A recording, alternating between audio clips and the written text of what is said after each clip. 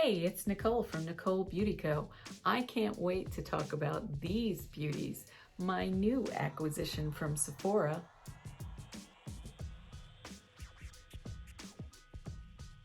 The Roll It Up Pro brush set. 8 brushes, $119. We're going to talk about them. We're going to introduce them. You are going to see pictures, and we are going to discuss the fiber, the ferrule, the handle, how they stack up to my other new acquisition, several individually bought pro brushes also from Sephora.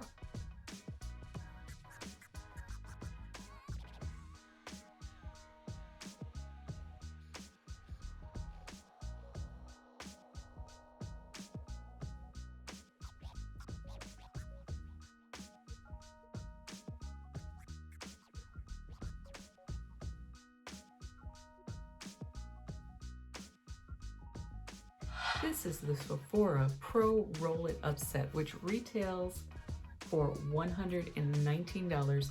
You get 8 brushes. They're cruelty-free, they're vegan, they're synthetic, and I'm going to compare this set to my other Sephora brushes, and I have one of each to show you. So this is the lovely box that it came in. This slider comes off, and the roll-up kit was in it.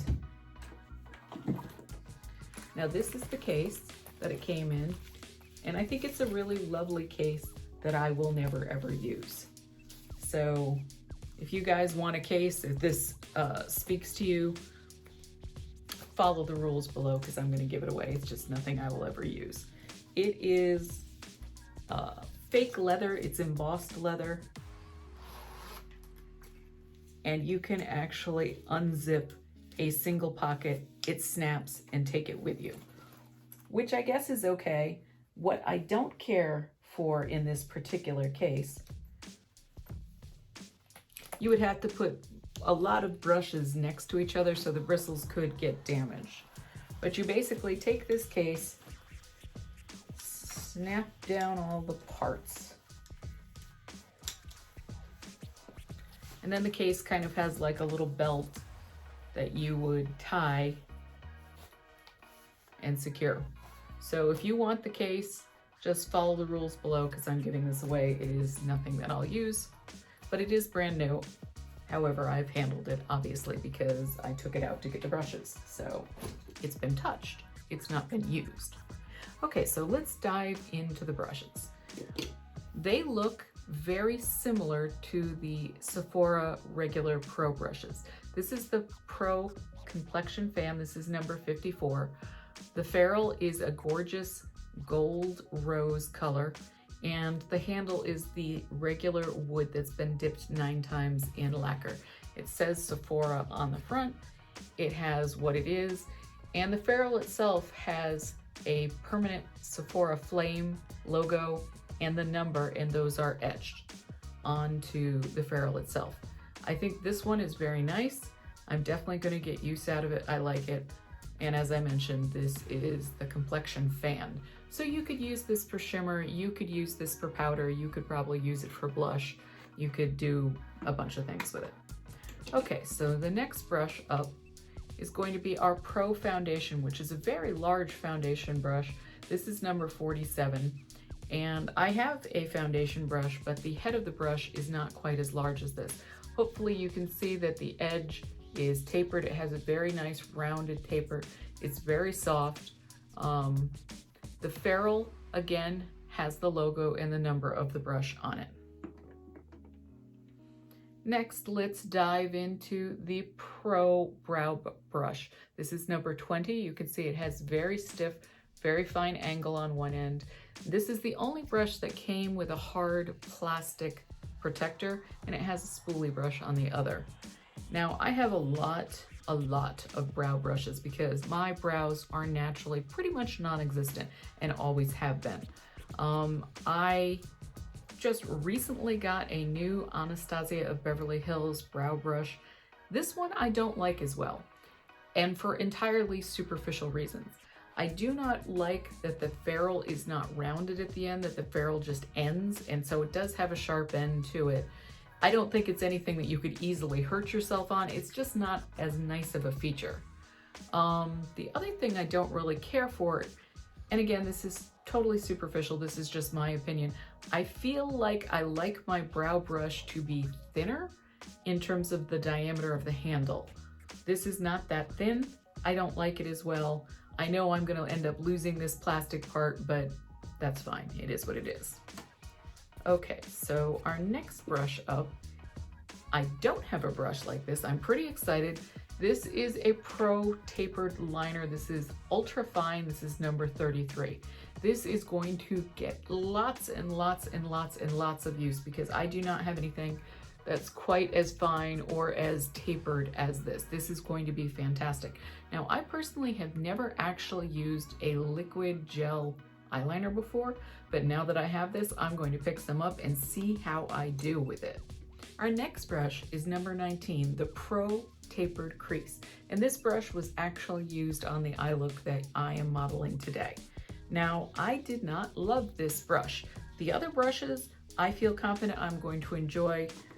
This one is probably not going to get as much use as my Anastasia of Beverly Hills brow brush, but I'm certainly going to use it because I go through those like water. The face brushes up to this point, I really liked. This brush, I do not actually care for at all. I feel like this is very pokey. Sometimes when you get brushes, they spray kind of like a light fixative to keep the bristles together. I feel like this brush is too stiff. It's too dense for what I'm looking for. I don't feel like it blended really well. I liked the handle shape. I think it's pretty, but it's not going to be my favorite brush. Am I going to use it? Yes, absolutely I'm going to use it, but it is not going to be my favorite brush. And of course we have the 14 Pro Shadow Brush. I also used this on the current eye look. It fell in the same category to me as the Pro Tapered Brush. I just found it a little overly stiff. I didn't feel like it blended that well because the individual synthetic hairs did not actually flex much when I pressed it against my skin. I felt honestly like I was using a paintbrush rather than a makeup brush, and not in a good way. Now, this is the concealer brush. This is number 45. I actually like this one. I think this one is actually probably one of my more favorite brushes in terms of concealer. I feel like it's got a really nice taper. It's a good size to really get in the nooks and crannies of your face. I enjoyed this one, so that one was cool. Okay, and finally, we have the Pro Contour number 79. Now, I have in my possession number 80, the Pro Contour, just from the Sephora Pro set. Now, this one is sold individually. It's not sold in a set, and it has a plastic coffin, which I will promptly throw away. Despite the fact that they keep the bristles nice and they keep them intact, I just don't have the patience to put something in and out of a coffin on a daily basis. It's just not going to happen. Now, inside the coffin, it has a nice little protective plastic sleeve, which I'm tossing away because I don't need that. Okay, so this is a very different brush than this contour, highlight brush. You could see the differences in the head. This obviously a much longer head, this one a much shorter. I feel like both of these brushes have a place in my collection, and I like both of them. I do actually think that this one is a little bit more something I'm going to use a little more frequently, but I'm not going to use it for what it says. This is a contour brush. I can't imagine me using this except maybe on my nose for nose contour in terms of blending it. I wouldn't apply my nose contour with this, but I could see blending it out with that. So for me, this is actually a brush I will probably use on my eye makeup in terms of getting the edges just a little bit diffused, a little bit fuzzier. I honestly, contour, I don't see it.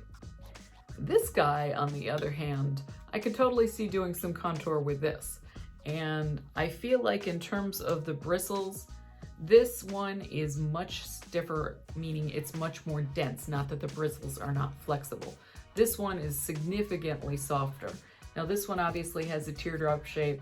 This one does too, but this one is just significantly fluffier. It feels better against the skin. This is like a precision instrument. You are going to go in like a surgeon and get your contour blended out if that's what you're using it for. This one to me, this one really screams shimmer application, and I feel that that's what I would end up using it for. And as a matter of fact, I love some shimmer, so let's try it out. I'm going to use my Kat Von D Beauty Alchemy Holographic Shimmer Palette. And because I have purple waterline, I'm going to go in the Ultraviolet Amethyst Shimmer. Oh yeah, this is going to be a shimmer brush for sure. It feels good on the face. I feel as though because the bristles are extremely flexible that they hug my skull.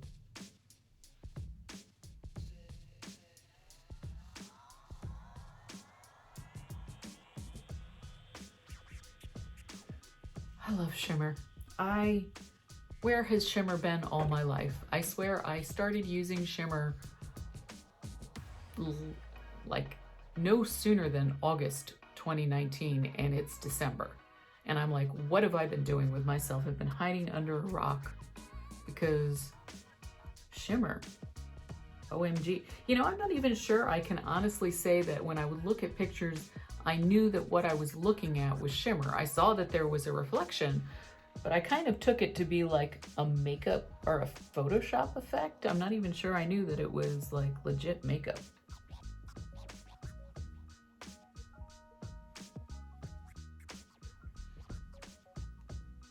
Okay, so I am going to now take my Pro complexion fan and kind of see if I can't work that shimmer down into my skin a little more so it's a little less stripy, a little more diffused. This is a nice brush. I like it. It feels good against the face. Very, very flexible. Okay, do I think it's worth it for 8 brushes for $119? For myself, I would say no. I can get more than 8 brushes from either Morphe or Sigma, I think, that are of equal quality, equal production value, probably made in the same place. The Sephora brushes are made in China. I believe both Morphe and Sigma are made in China. Almost all makeup brushes are made in China. That's where the factories are. That's where the brush artists are. And there are fabulous brushes from Japanese brush makers that you can only get from Japan. I feel like they have their brush making game on point in a way that we just do not. So I wouldn't probably buy that set again because I feel it's overpriced for what it is. Now, I have a whole bunch of brand new brushes here from the regular Pro collection, and I just want to show them to you so that I can get them into the brush rotation. This is number 41, and this is a domed stippling brush. Again, it comes with a plastic coffin that I will never, ever, ever, never, ever use. Okay, now this is, for me, a very unique brush. I don't have anything that's quite this large as this number 41 Pro Domed Stippling Kit from Sephora. Now, as with all Pro brushes from Sephora, it has an actual true chrome ferrule that will never tarnish, will never turn colors. It's etched with the Sephora flame and the number 41. And I definitely feel like I'm going to use this, and I'm going to use this regularly. So I am excited to get that in the mix. This, toss that. Never going to use it. I'm amazed at the number of ways that people try to protect their brushes, and kudos to them for that attempt.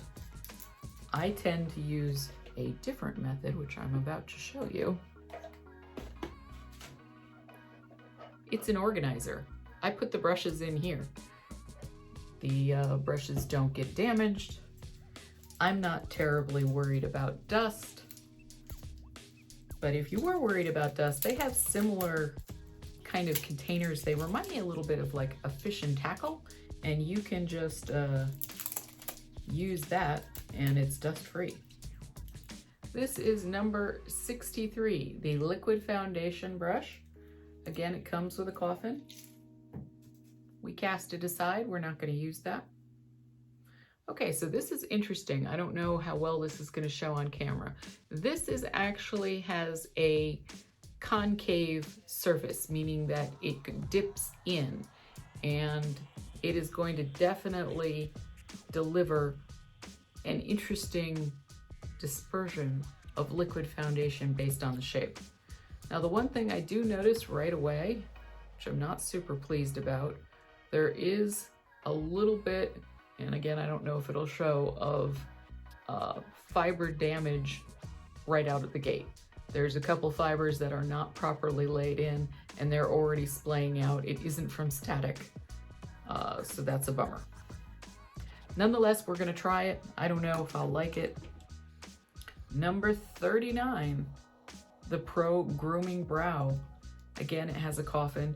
And in case I haven't mentioned, the reason you call these coffins, you don't actually call them that in the beauty industry, but in the toy industry, it's a plastic protective immobilization device inside a box to keep your figurine stable.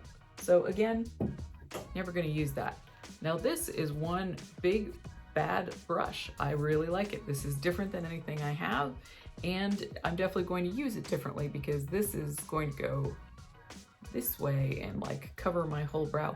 I almost feel like, given that I have incredibly sparse brows, number 39 would actually be excellent, not at brow grooming, but at working in hair gel that has glitter in it. Like if I was trying to do a special effect over my stripes of gray, this would be fun to do that with. I bet that would be fabulous. Number 77, the Contour Blender. This thing is ginormous. Again, let me get it out of its case. Look at that, huge. Toss aside, never gonna use it. Okay, this is really, really dense. I like this one. I feel like this really is going to hug the corners of my face really well. It feels good, it has a nice weight, it looks luxurious. I like it. It's going in the pile. Okay, so obviously I have a large brush collection, and I do very much enjoy the Sephora Regular Pro line. I don't think that the Pro Roll Up and Go is bad by any means, but I don't, there's something about the fiber head construction that I actually prefer these a little more. And of course, for the price, I would definitely hop over and get a Morphe set or get a Sigma set, which I think are significantly less expensive, especially because Sigma runs sales quite a lot. Morphe does sometimes.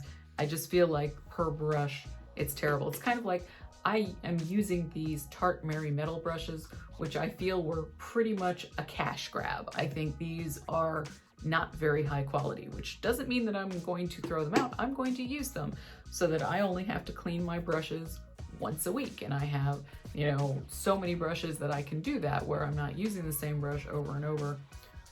But I don't love it. Brushes are going to be something I'm going to continue to invest in. As a matter of fact, because I am like insane for brushes, I just ordered a new pretty large set of brushes, which I'm going to review in a future video when they arrive. I really appreciate your time and attention. I hope you found this of use. It is my goal to be of service, to educate, inspire, and entertain my audience. Thank you very much for spending a portion of your day with me. I hope you're having a fantastic evening, or day, or morning, depending on when you're seeing this video. If you would like to support my work, please like, comment, share, subscribe. Don't forget to turn on notifications by clicking on the bell icon. Thank you very much. Have a wonderful day.